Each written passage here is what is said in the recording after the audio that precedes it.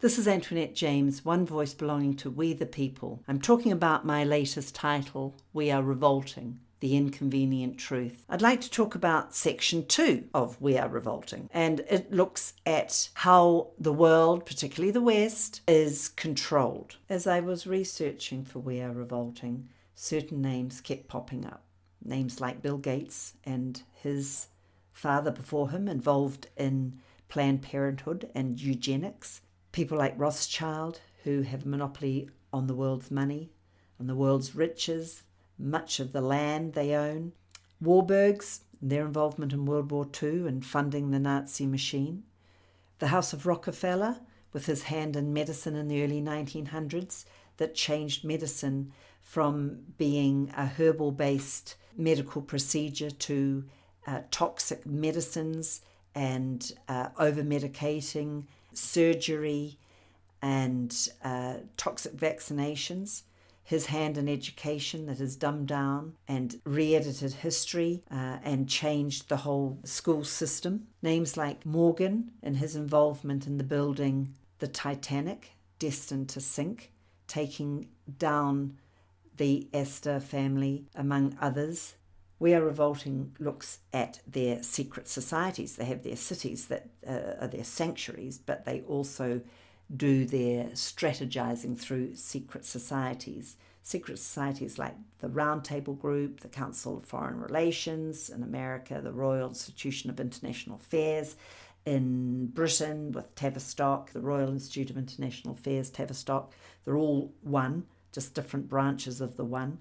Council of 13, Committee of 300, RAND, the infamous Bilderberger group that's denied their existence until the 1980s, that first met in 1954, Club of Rome, the Jesuit Order or the Society of Jesus, the Fraternity of Freemasonry. Most upper echelons in the UK police are Freemasons.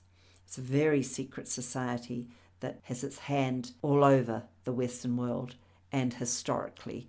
We Are Revolting looks at their hand in the Civil War in the US, in the developing of many of the institutions and the backroom deals, the shadow government of these and many other Western countries. We Are Revolting also looks at their strategies, their strategy of infiltration, which is a Fabian strategy of getting in there and ruling from within, destroying from within. Alinsky had the same strategy, saying that, revolutionaries should have short hair and wear suits and just blend in, get into the institutions. It was something that Mao did as well, the march through the institutions, where you go into the institutions, you send your agents in there, and you corrupt from within. My book talks about that in the British scene and in the American scene. We Are Revolting also looks at their desire to govern. And in fact, they've already got their governance well organised in the name of United Nations.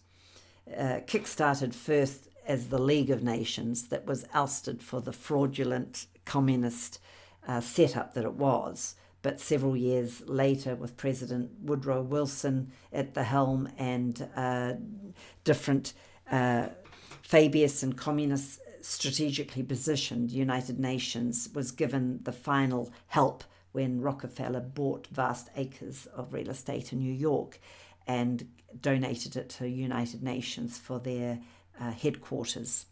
The unaccountable United Nations is a one world governance through its conventions, its reports, its documents, its agendas, its treaties. It has most countries signed up for life with no way out.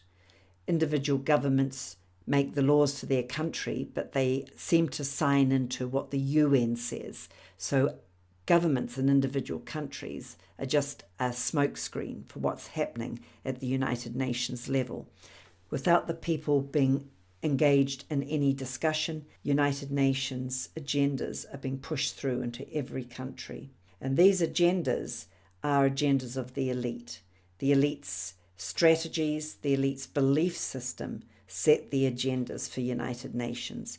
And we have Agenda 21, Agenda 2030, sustainable development with its the sustainable goals being introduced into every country. And those sustainable development goals are being rolled out in just about every community in every Western country, and is changing the culture and changing the communities, and disenfranchising and polarizing people groups within those communities, and destroying a unity.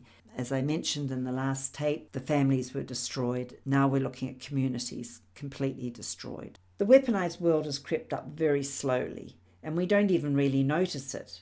Rockefeller took over a lot of the hemp and the cotton industry when they were getting into fabric making, part of the petroleum industry that the Rockefellers own and dominate, and looking for different areas to grow and expand and make more money. So we have a weaponized environment around us, weaponized clothes. Our health is weaponized. Instead of getting to the bottom of what our problem is, we're medicated for it. Many people are on depression tablets and anxiety tablets that are very dangerous, and most of them are on suicide watch until they get that sorted. And then to get off those drugs is a very, very dangerous mission. In the meantime, it causes severe brain issues, and it shortens the average life by 20 years. Education's been weaponized. We're being dumbed down, and the new Common Core curriculum that the United Nations wants every school in every country in the world to teach from isn't teaching at all. It's just propagandizing children to become good global citizens. It doesn't matter anymore that 2 + 2 = 4. You can make it do whatever you want. It's not about teaching you to be skilled and tooled for your life. It's teaching you how to be a good citizen for the elites. Everything in life has been turned against us, and we feel guilty if we pick a flower, we feel guilty if we go hunting, we feel guilty if we go into the forest and scare the animals. We feel guilty every time we turn around. We've been told that we shouldn't eat meat and that we must become vegans. We're being stared and herded and propagandized by our media, by our United Nations representatives, by our peers in the school system. Everything has been weaponized against us. This is the one thing I could do to try and turn this narrative, this false narrative around, and put the power back into the people, is getting us informed, getting us educated. So, you too can be proactive. You can push the like button to encourage me. You can share this video to get this out to your friends. Let them know that there is a book, a solid, sensible book that will give them some real clues on what's going on, a resource book that they can bounce and do more research themselves from. You can follow me on social media. I've got the links below. You can go to my website, AntoinetteJames.com, and the links will be there as well. So get We Are Revolting, and get this world back into the hands of we the people. We can all take it back. We can have a vote. We can have a say. We can take this world back and make it our own once again.